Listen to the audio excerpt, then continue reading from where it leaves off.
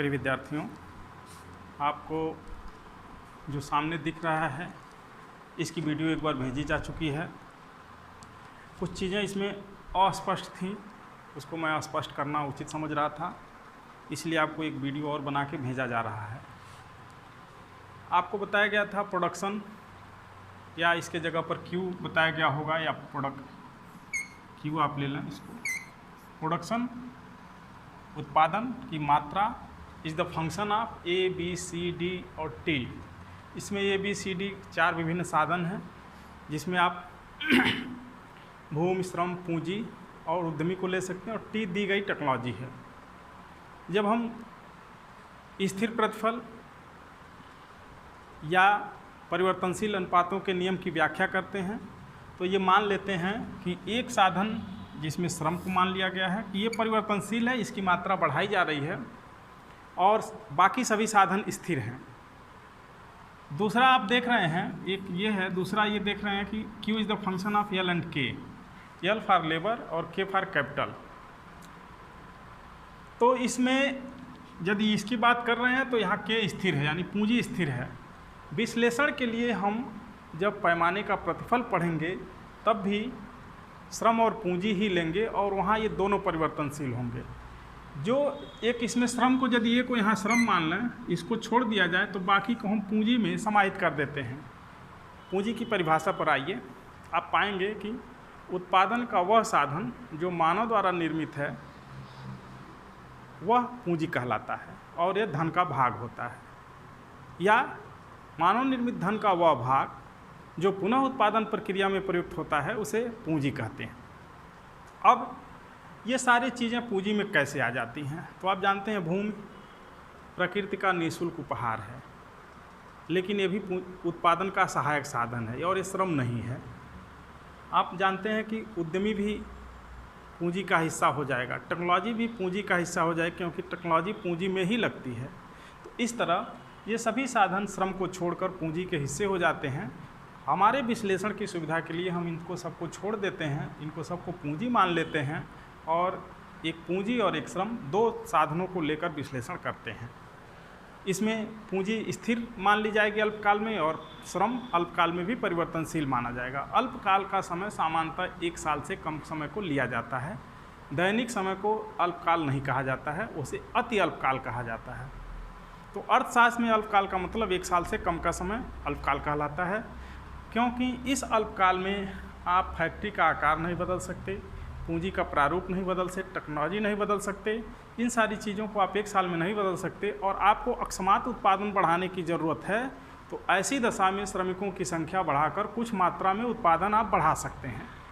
अब इस दूसरे समीकरण को यहाँ लागू करते हैं। यहाँ मान लेते हैं कि दिया गया पूंजी स्थिर है, फिक्स है। अब परिवर्तनशील साधन श्रम को हम एक एक करके बढ़ाते हैं। तो दिए गए साधन पर आपको एक सारणी दी गई है पहले वीडियो में, दिए गए पूंजी पर, दी गई टेक्नोलॉजी पर हम श्रमिकों की संख्या बढ़ाते हैं तो उत्पादन पहले बढ़ती दर से बढ़ता है, और वो यहाँ तक बढ़ती दर से बढ़ता है, यानी सीमांत उत्पादकता यहाँ तक तेज़ी से बढ़ती है। आप देखेंगे दूसरे भाग में जो सीमांत उत्पादकता वक्र है, यहाँ अधिकतम हो जाता है। उसके बाद सीमांत उत्पादकता धीरे धीरे घटती है। धीरे धीरे घटने का मतलब अगला आने वाला श्रमिक, सीमांत उत्पादकता बढ़ने का मतलब ये होता है कि अगला आने वाला श्रमिक पहले आने वाले श्रमिक से ज़्यादा उत्पादन दे रहा है, और घटने का मतलब होता है आने वाला श्रमिक पहले आए श्रमिकों से कम मात्रा में उत्पादन बढ़ा रहा है।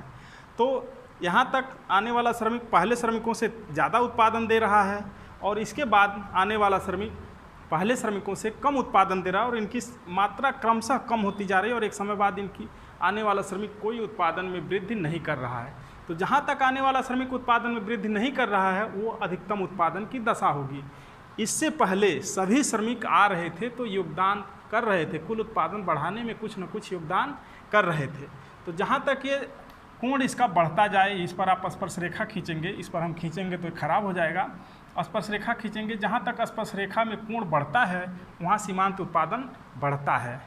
तो वो यहाँ तक मान लीजिए, यहाँ सीमांत उत्पादन अधिकतम है, यहाँ तक कोण अधिकतम, उसके बाद कोण धीरे धीरे घटना शुरू हो जाता है, और यहाँ आकर वो कोण शून्य हो जाता है, क्योंकि ये पूरी तरह से क्षैतिज हो जाता है।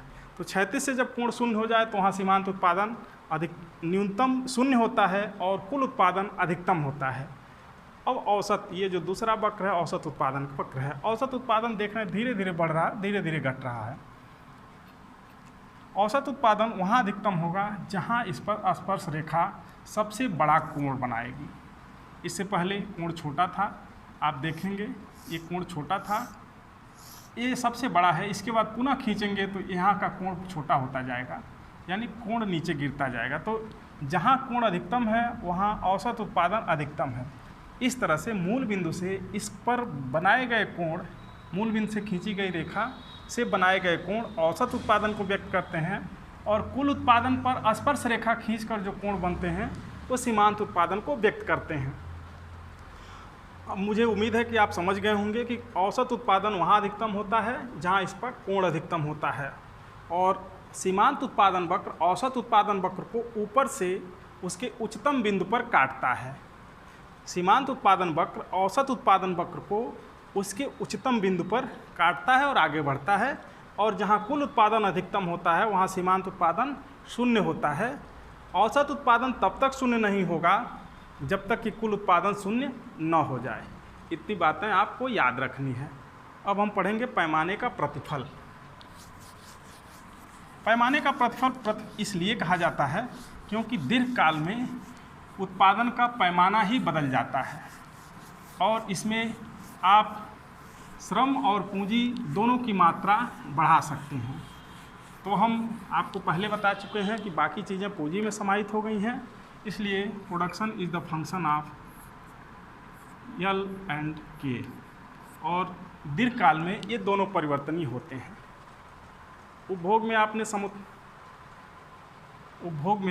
आपने अनधिमान वक्र के बारे में जाना है कि इस पर y वस्तु होगी, इस पर x वस्तु होगी, x1 x2 y1 y2, और आपको जो उपयोगिता मिलेगी वो स्थिर मिलेगी,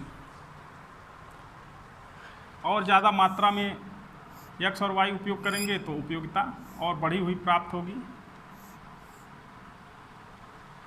और इस तरह से क्रमशः आपका उपयोगिता ऊंचा होता जाएगा।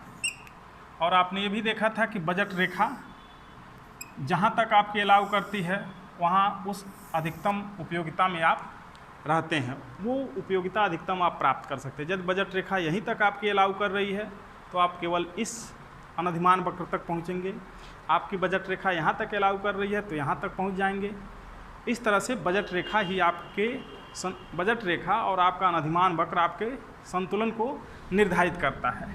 पैमाने के प्रतिफल में हमें समुत्पाद वक्र का उपयोग करना है। समुत्पाद दो शब्दों से मिलकर बना है, समधन उत्पादन, समधन उत्पादन, और वो आकार उसका ठीक उसी तरह होगा जैसे अनधिमान वक्र का होता है। लेकिन अनधिमान वक्र में दो उपभोग वस्तुएं होती थी, लेकिन यहाँ उत्पादन के दो साधन होंगे। इस पर के होगा यानी पूंजी, इस पर यल होगा यानी श्रम। अब ये अनधिमान वक्र ये बता रहा है कि प्रोडक्शन यहाँ फिक्स है, चाहे इतनी मात्रा में पूंजी, चाहे इतनी मात्रा में श्रम, इतनी मात्रा में पूंजी और इतनी मात्रा में श्रम लगाकर आप उत्पादन जो करेंगे वो इतनी मात्रा में पूंजी और इतनी बढ़ी हुई मात्रा में श्रम लगाकर वही उत्पादन का स्तर प्राप्त करेंगे। यानी कि चाहे आप ज़्यादा श्रम और कम, चाहे ज़्यादा या पूंजी और कम श्रम, चाहे दोनों बराबर मात्रा, या ज़्यादा श्रम और कम पूंजी लगाकर, ये तीनों संयोगों से आप एक समान उत्पादन प्राप्त करेंगे। इसी तरह से यदि श्रम और पूंजी दोनों की मात्रा बढ़ जाए तो और ज़्यादा उत्पादन होगा, और बढ़ जाए तो और ज़्यादा उत्पादन होगा। इस तरह से आपको P1, P2, P3 फिक्स उत्पादन प्राप्त होंगे। तात्पर्य है कि इस पूरे वक्र पर जो उत्पादन का स्तर होगा एक समान होगा, इसीलिए इस वक्र को समुत्पाद वक्र कहते हैं। समुत्पाद वक्र कुछ टेक्नोलॉजी से भी प्रभावित होता है। अब जब श्रम प्रधान तकनीकी होगी तो निश्चित है इधर से फ्लैट होगा, पूंजी प्रधान तकनीकी होगी तो इधर से फ्लैट होगा, ऐसे होगा। ये इनकी विशेषताएं हैं कुछ, इनके बारे में आपको डिटेल में अगले वीडियो में बताया जाएगा, लेकिन यहाँ हम थोड़ा सा आपको और बताना चाहेंगे। इसके बाद यदि जो उत्पादन का तरीका है वो निरपेक्ष है, तो आपका जो विस्तार पथ होगा वो सीधा होगा, और थोड़ा भी किसी तरफ झुका होगा तो विस्तार पथ इधर हो सकता है जब पूंजी प्रधान है, और पूंजी प्रधान वाला ऊपर हो सकता है और श्रम प्रधान वाला विस्तार पथ नीचे हो सकता है। लेकिन हम ये मान के चलेंगे अपने पैमाने के प्रतिफल के विश्लेषण में कि विस्तार पथ बीच वाला है। अब पैमाने के प्रतिफल के लिए हमें विस्तार पथ और समुत्पाद वक्रों की जरूरत होगी।